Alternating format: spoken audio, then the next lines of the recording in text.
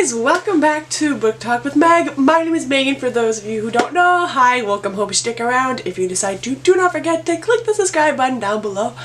It'll notify you when I upload new videos. Today I am here with the mid-year freakout, which I'm literally freaking out about because I'm like 2 or 3 books behind my goal, but I'm not so far off. If you guys didn't know, my goal is to read 52 books this year. So I'm doing good, but I want to do better. Like, I want to kick my goal's butt.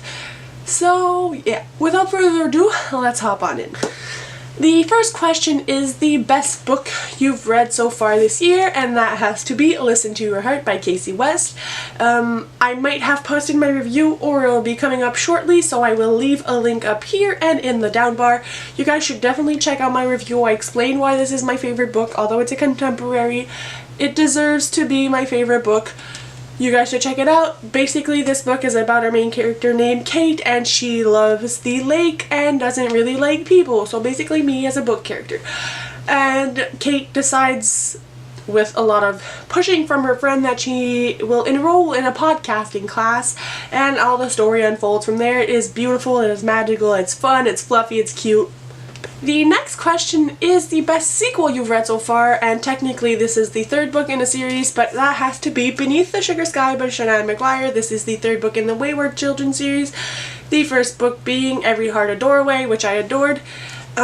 This book, although not the strongest in the series, has to be the best sequel I've read thus far because I only have read like 2 or 3 sequels this year, but it is still a very strong book. This is a fantasy book, or novella, whatever you want to call it, because this is extremely short, and it follows our main characters as they move along through the story of Every Heart a Doorway. If you guys didn't know, Every Heart a Doorway basically follows children that have gone through magical doors into magical lands, but have kind of like been cast out of these lands and come back to the world, and everybody kind of like thinks they're crazy, or they've been like kidnapped and brought back, and so it's them dealing with living in the real world while they rather be in their worlds where they have visited and been kicked out of. It's really good. Short but amazing. The next question is new releases that you want to read but haven't had the time to yet, and for that I have 2. The first one is The Burning Maze by Rick Riordan. I'm still on the 2nd book, which is The Dark Prophecy, but I'm like more than halfway through that book, and I really need to get to this because a lot of people say that the 2nd book is kind of like a leading up to this book, and that this book is like filled with emotions. So I'm really curious to see where Rick Riordan takes us in the quest of Apollo. If you guys didn't know, The Hidden Oracle, the 1st book, is the story of the sun god Apollo, who is cast down from Olympus and turned into a puberty-hit teenager. The book is hilarious, and it follows Apollo and a bunch of demigods on their quest to kind of bring Apollo back to Mount Olympus. The next book I want to read is Children of Blood and Bone by Tomi Adeyemi. I haven't read this book yet because I just recently picked it up. Amazon was super kind and made this book like $10 instead of like 25 Canadian dollars, so I finally snatched it up. This is the 1st book in a fantasy series. I don't know much about it. I've been avoiding spoilers. All I know is the cover is amazing. Everybody's saying amazing things about it, and it also has a beautiful map. I am seriously needing to read this book so soon so I can join all. The following question is your most anticipated book release for the 2nd part of the year, and again for that I have 2. The first one should be obvious if you've been watching my channel, and that is Escaping from Houdini from the beloved author Kerri Maniscalco. She is the one who has started the Stalking Jack the Ripper and Hunting Prince Dracula series, which is probably my all-time favorite series aside from Harry Potter, because Harry Potter's life, no one beats Harry Potter, but it is a close second. I love that book, and I am impatiently waiting for the 3rd book, Escaping from Houdini.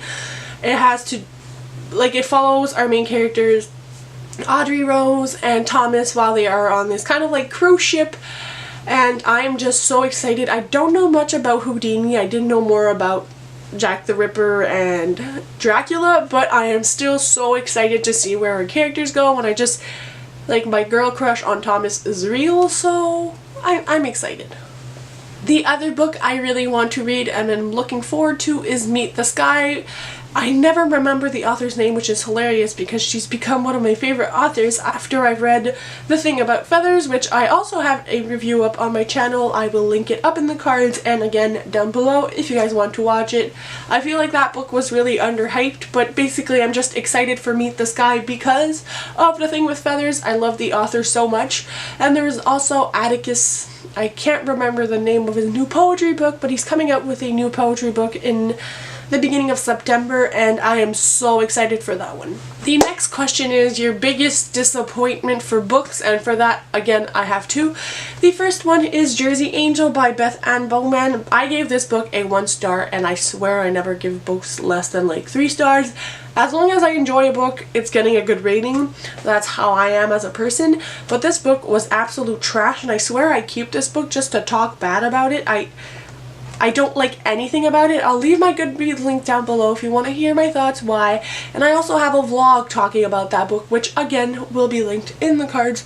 But this book is trash. I don't recommend it to anyone. It was very disappointing. I thought it would be a nice little contemporary about a beach read, and it was not good. The other book I have to talk about is more of an unpopular opinion, and I'm fully aware of that. Please don't hate me. That is Aristotle and Dante Discover the Secrets of the Universe. I read it back in January, I believe. One of my favorite books. I did give it 3 stars, but it just fell flat for me. I felt like I was reading an inner monologue, but it didn't really strike me as anything important. I mean, I get the underlying tones of the story, and that's why I gave it 3 stars, but I couldn't connect to anything about the story. The next question to counter the biggest disappointment is the biggest surprise, and that has to be Love Her Wild by Atticus. It is a collection of poetry, and I did not expect to have this many tabs. Honestly, this is what got me into modern poetry and wanting to read more poetry, which I have been good at this year. I've wanted to do it for such a long time, and this book definitely kickstarted my love for modern poetry. So many things I could relate to. The writing is beautiful. I love how the poems aren't like 1,000,000 years long, and just like the way it's separated, and just like a lot of poems are accompanied by images, which I feel like is the best combination in my opinion, because it attracts the eye and then you kind of have time to reflect on the reading while looking at the pictures. So for me it just worked well, which is really why I am looking forward to his other book release. I also follow him on Instagram and it's getting me so. The next question is favorite new author, and that question could be like taken in 2 ways, either like an author's debut book or just a new author for you. For that, I chose Maureen Johnson after reading Truly Devious. I absolutely adored this book. One of my first 5-star books of the year, and definitely one of my favorite mystery novels when it comes to young adults. I believe this is the beginning of a series. Actually, yes it is, because that ended on a freaking cliffhanger.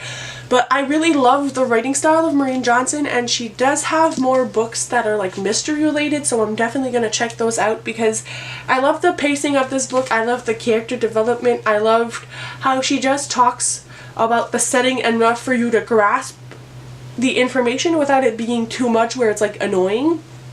So I really enjoyed the writing style, and everything about this book kind of like drew me in and definitely became one of my favorite authors for mystery. I don't know about the rest because I know she writes other styles of book, but definitely a new favorite author.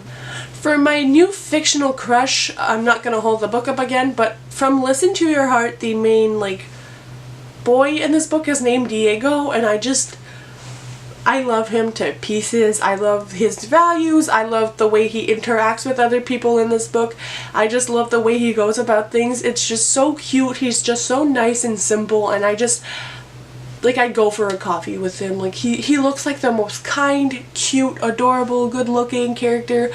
Him and Thomas right now are my like main crushes. Like my 2 crushes are Thomas from Stalking Jack the Ripper series and Diego from Listen to Your Heart, because he's so cute. And my newest favorite character obviously is Kate from Listen to Your Heart, and I'll let you guys discover why by watching my review. I worked really hard on that review, guys, so please check it out. Self-promo, no shame, please. The next question is a book that made you cry, and I had no other choice but to talk about Tuesdays with Morrie. I swear this book probably still has teardrops from everything I've cried while trying to end this book. This book touches on many different things. I bet you guys had to read it for school or something, but this is a memoir and it touches about death and all the questions, and it talks about love, marriage, family, the fear of dying, and not having lived a fulfilled life. And I swear this one again really took me by surprise, because people who don't really like to read have read this book and recommended it to me, so I did have expectations, but this book completely blew me away. If you guys haven't read it, I feel like this is one of the greatest books for life lessons. This acted as a self-help book for me without even being a self-help book. It was just a very, very, very good piece of literature. And as to counter the question of what book made me sad, I have to say that The Trials of Apollo the Hidden Oracles made me very happy. This book is absolutely hilarious. I swear I love all the jokes and the modern references to Snapchat, Instagram. It all made the entire thing so funny in my opinion. I love the characters, and I love how dramatic Apollo is. I think it makes the book even more funny, and I love all the chapter headers with all the little poems and just the little jokes that are inserted here and there. This book makes me smile all the time, and I've read this book 2 or 3 times now, and I always laugh like a little kid. Next question is your favorite book to movie adaptation, and for that I have 2, and I feel like it's going to be a very common answer in this tag this year, and this is Simon vs. the Homo Sapiens Agenda and Ready Player One. They were both so well done. Simon had me laughing and crying, and I just loved everyone that was cast in that movie. And Ready Player One really got me at the entertainment factor and the graphics and the edge of your seat kind of movie, which I really loved, and I feel like both of them were really close to what the book actually was, which was what made it not disappointing in my opinion. These books were changed because obviously a movie cannot be a script that's just the book. It needs to add and take away, and I understand that, but they kept the core of these books, and I feel like it was really, really well done, and I will probably buy Love, Simon as a DVD, and obviously Ready Player One I will probably watch again, but Simon has to be my favorite one. The last question is the most good looking book you've got and bought this year, and that would be again Listen to Your Heart by Casey West. 1, because of the lake, 2, because of the floaties, 3, because she has a freaking watermelon bathing suit. You see it better in the back. See? Cute.